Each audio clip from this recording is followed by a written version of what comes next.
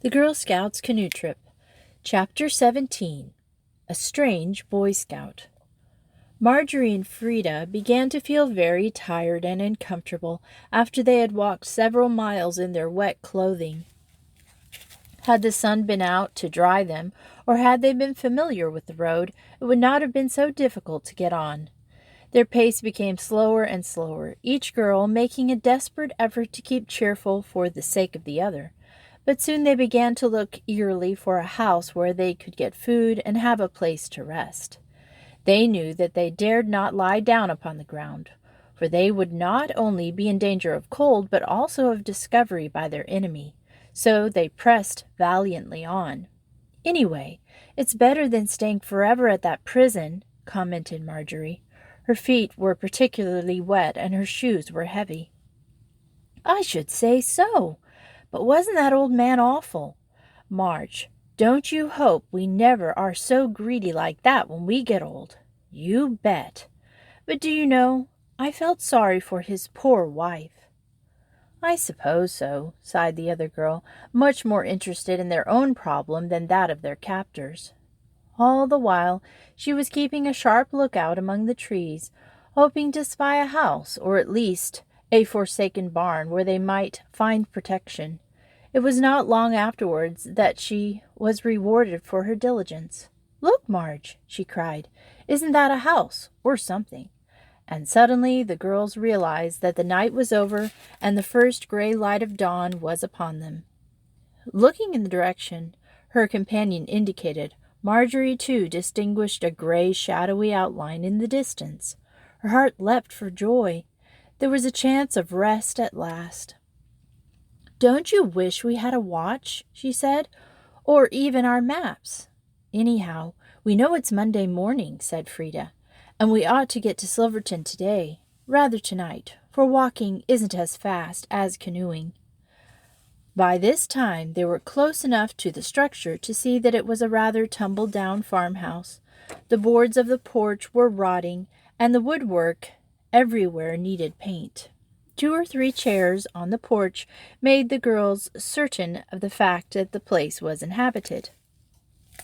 The windows were all wide open, but there was not a sign of a screen. Obviously, this was not so prosperous a farm as the one they had just left.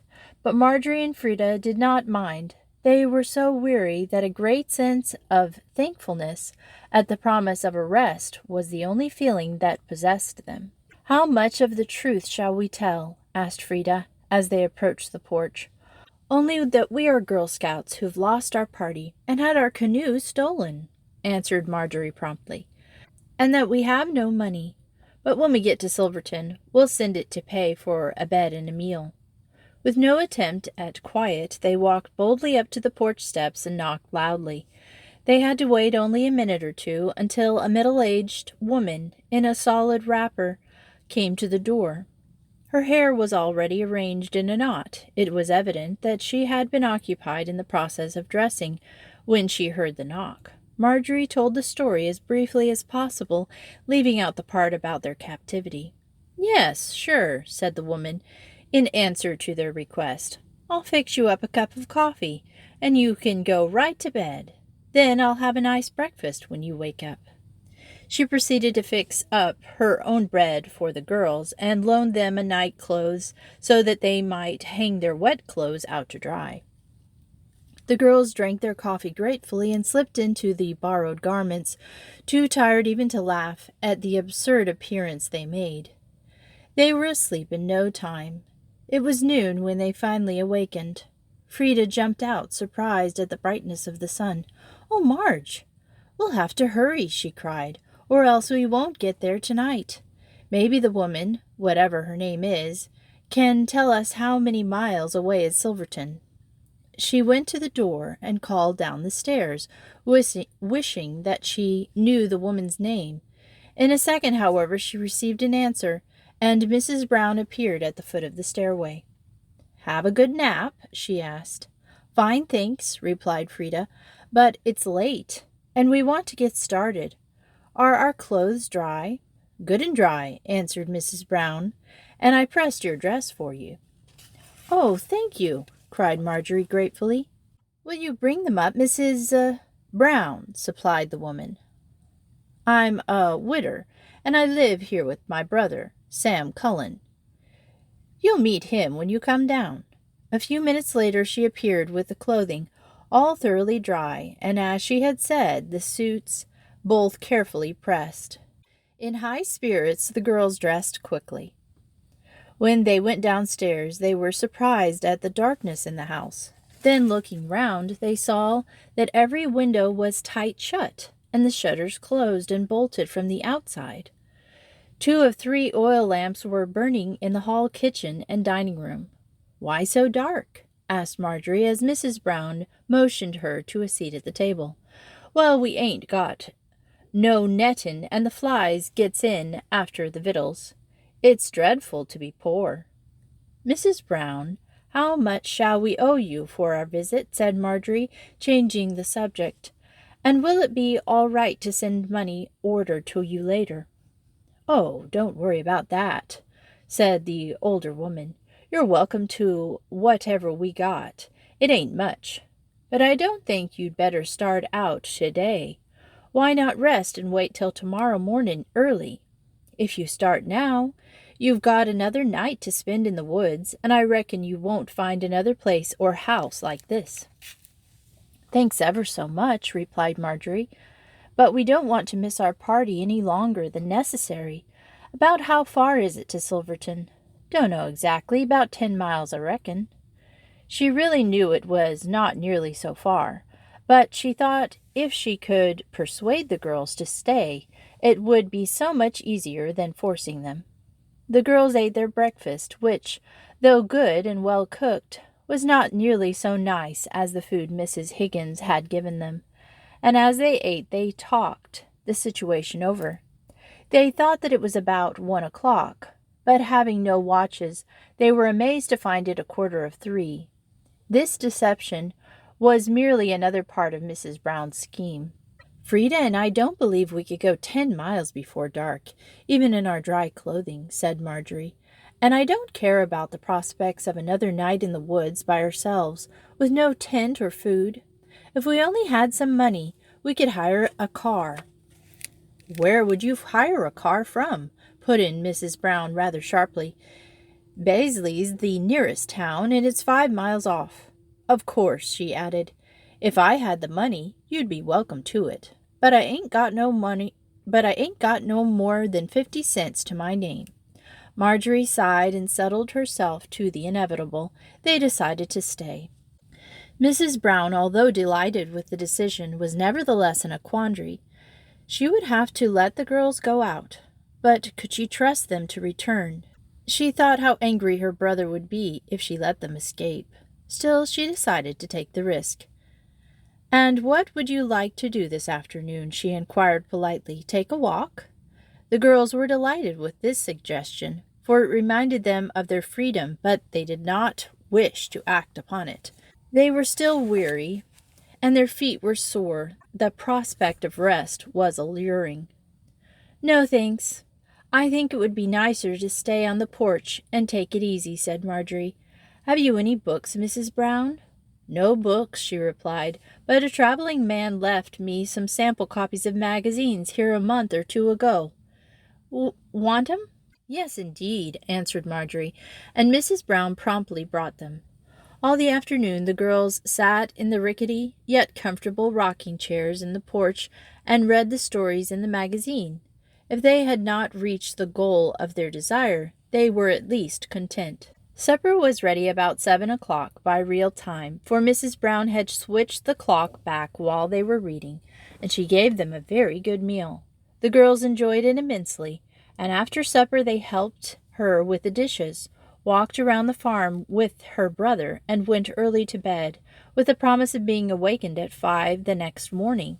Their disappointment came, however, when Frida awoke to find it broad daylight. She had no way of telling time, but she knew by the sun that it was long after 5 o'clock. "And today's Tuesday," she wailed. "Marge, we were fools to stay. The whole world's against us, I believe. Oh, do hurry." The girls dressed quickly and descended to the darkness below. "Oh, what time is it, Mrs. Brown? And why didn't you call us?" demanded Marjorie in distress. "It's 7:30, replied the woman. "But you need not get so impatient, for you not a-leavin' this here house today." "What do you mean?" asked Marjorie in amazement. A quick, sudden pang of fear seized her. Were they in prison again? "I mean just what I said. There was a man here to say that you are runaways and that your father's offered $1,000 to whoever finds you. And the man's over to Beasley trying to get your father on the telephone. So if my brother and I can keep you here, the old man's going to give us 50-50 on the reward." Marjorie sank into a chair, overcome by the sense of the restless fate that seemed to be pursuing and overtaking her. It was like a hideous dream. They were caught in an odd, unreal sort of net, from which there was no escape. She wondered whether the old man who had first announced the idea were not crazy. Indeed, she felt that this must be the explanation of the matter, and yet he seemed to be very sane in all other respects. She remembered reading of other demented people, rational on all accounts but the subject that obsessed them. Evidently, old Higgins had gone crazy on the subject of gold, and his diseased, avaricious mind had imagined this contingency. But why, oh why, should she, poor innocent Marjorie Wilkinson, be the victim, especially when it meant so much to her to get to Silverton by Wednesday and to be in time to take part in the races? In vain she protested that the facts were not true, that her father and mother knew exactly where she was, and had given their full consent to the trip, but the woman only shook her head. "It will not be for long. The old man promised me he'd be back tonight no matter what happened. So it means only one more day. You can start early tomorrow morning." "But that will be too late," cried Marjorie, bursting into tears. "Oh, you are so cruel. You're not human beings, you're beasts. I hope—" "Marjorie, come upstairs," interrupted Frida. She did not wish her companions to say anything for which she might later be sorry. "I'll bring you up breakfast," said Mrs. Brown calmly, "and you'd better stay upstairs. It's cooler. You can have the windows open there. There's no danger of you getting out so high up." With Frida's arm round her, Marjorie stumbled out of the room and up the stairs. Frida was the stronger now of the two, but it was only because the thing did not touch her so deeply as it did her companion. Indeed, she suffered more for Marjorie's sake than for her own. The canoe race meant little to her, and the house party less. The canoe trip had been the main event for her. She even shrank a little shyly at the idea of such an exclusive resort and so gorgeous a house. She feared that she might say and do the wrong thing, and she dreaded Ruth's silent ridicule. But she realized how much it all meant to Marjorie. Marjorie sank upon the bed, disconsolately refusing to eat. Frida, however, partook of the breakfast, and then went over to examine the windows. Perhaps there might be another lattice, but this old tumble-down house boasted of no such decoration. And if there had been one, it would no doubt have been so rotted that an attempt to descend by it would have been fatal. She sighed and turned away. "We can see the creek plainly from this window," she said. "Let's sit by it. Maybe somebody might come along, and we can call for help." "We wouldn't dare. They'd hear us and persecute us all the more," objected Marjorie.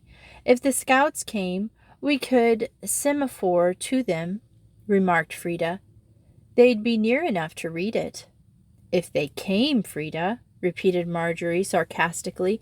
Nevertheless, she pulled a chair over to the window and sat down.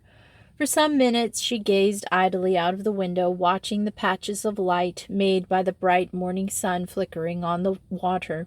The ripple of the current, as the creek passed over the stones, was the only sound that broke the stillness on the summer morning. "You can't see very far, though," she observed. "There must be a bend up there." She got up from her chair and leaned against the narrow frame in her endeavor to see as far as she could. For a moment, the motion of the wind in the foliage deceived her. She thought she saw something coming, only, however, to find herself a minute later disappointed. She was still leaning in this position when suddenly her attitude became tense, alert, and eager. Was she to be deluded again? She waited in breathless anticipation. From around the bend she distinguished a narrow birch-bark canoe glide into view. "Frida!" gasped the excited girl. "Somebody's coming!" "Shh!" warned the other, rushing towards the window. "Don't scream!" "Oh, how shall we get their attention?" She looked wildly about the room for inspiration. "There, get that red table cover, and I'll wave it," commanded Marjorie. "Oh, Frida, look! He's in a uniform. It's a khaki color. Oh, if it could be Frida, it's a Boy Scout." No discovery could possibly have brought a greater thrill to this desolate prisoner, for surely this meant delivery from captivity and freedom. If they could only attract his attention. The canoe came nearer. They watched it in breathless suspense, both leaning far out of the window and waving their arms, their red table cover, even the ties of their uniforms. Fortunately, being a canoeist, the stranger approached them face to face. Had he been rowing a boat, all their hopes of securing his attention would have been lost. In spite of their wild attempts to attract his notice, the boy continued to look into the water until he advanced to within 20 yards of the house. But suddenly, from the tree nearby sounded the clear call of a kingfisher, and instantly he looked up towards the house.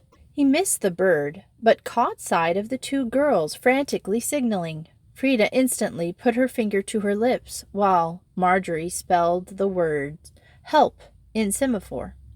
The boy stopped paddling and wrinkled his forehead in uncertainty. What was the meaning of this? Had he read the message aright? Assured now of the scout's interest, Marjorie began to send a longer message to explain their meaning at length. "We are 2 Girl Scouts held prisoner here. Please bring help," not a word. She repeated the entire message and waited, breathlessly. Then, to their infinite joy, she watched him signal back. "Give me an hour. Courage." He flashed and turned around. He returned whence he came. With a great gasp of joy, the girls sank to the floor exhausted. Chapter 18. Ruth Finds a Partner. Early Monday morning, John Heldley and Jack Wilkinson drove one of Mr. Andrews' machines out of Silverton back by the quickest route to the farmhouse. In his hand, Jack carried a map of the trip, and they followed the road that ran closest to the creek. At the farmhouse, they met Mrs. Higgins and asked anxiously for news of the girls. Overcome by a sense of remorse, she told them the whole story, just as it had occurred. The boys listened with intense anger. "Man's crazy, of course," cried Jack fiercely. "Why, I'm her own brother." "Still, there may be a Marjorie Wilkinson missing, and not your sister," remarked the woman. "It's not such an uncommon name." "Hardly likely, though.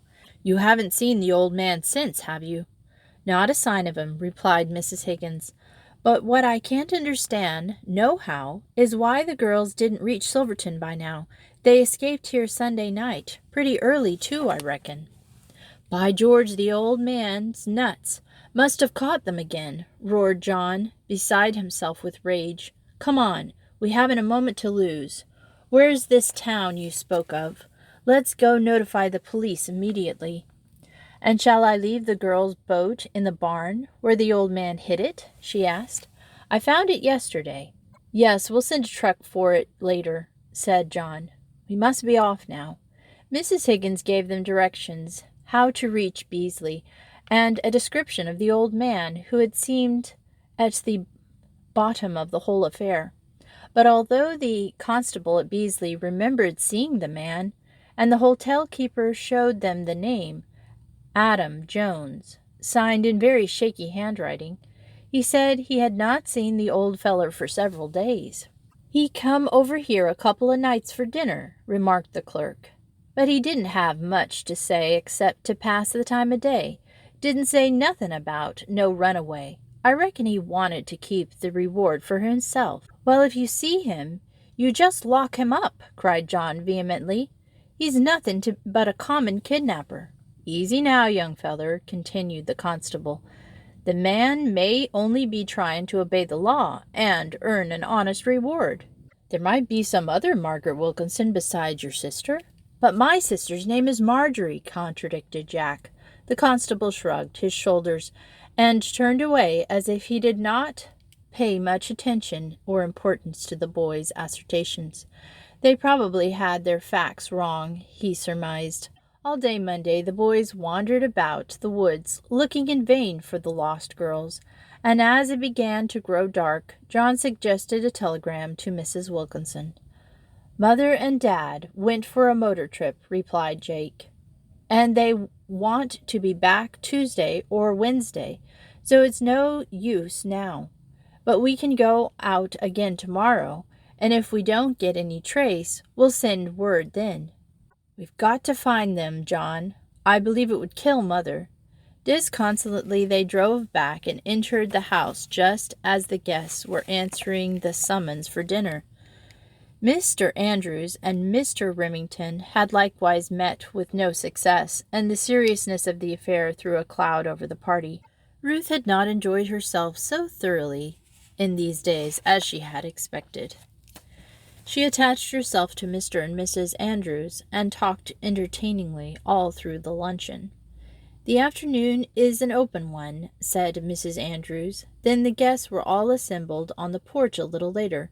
"We had hoped to have a tea so that you could meet some of the young people of Silverton, but we have postponed it until Thursday in the hopes that Marjorie and Frida will be found, for no one is in much of a mood of festivities with this hanging over us." "I know what I'm going to do," announced Ruth. "It's very unsociable, but it's got to be done. Practice canoeing all by myself."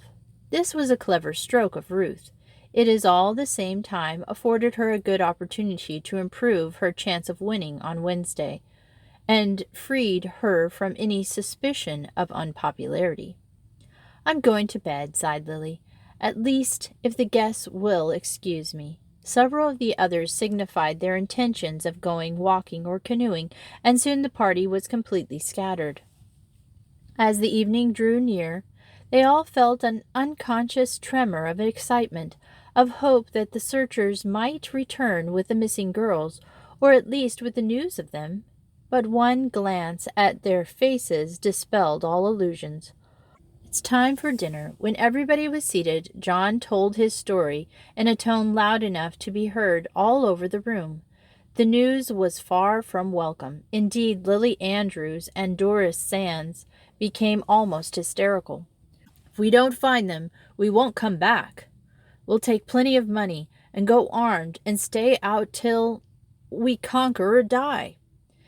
His resolute spirit was applauded.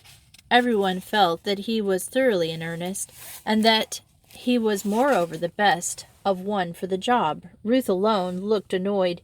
Events were not quite taking the course she had planned. The whole party had just seated themselves on the porch. Then, to Ruth's great astonishment and joy, she recognized Harold Mason at the wheel. Mr. Andrews rose to meet him, lifting his hat. The boy inquired whether Ruth Henry were not among the guests, although Ruth had jumped to her feet.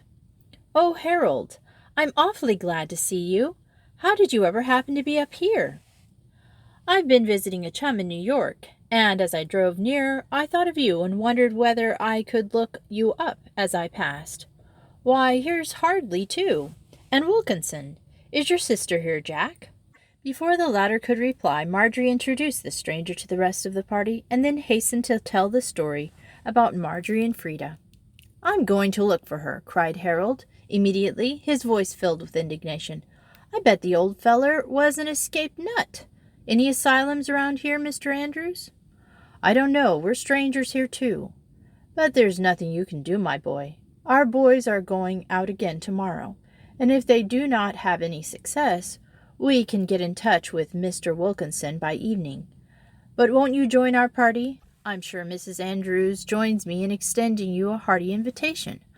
Why, I'd be happy to.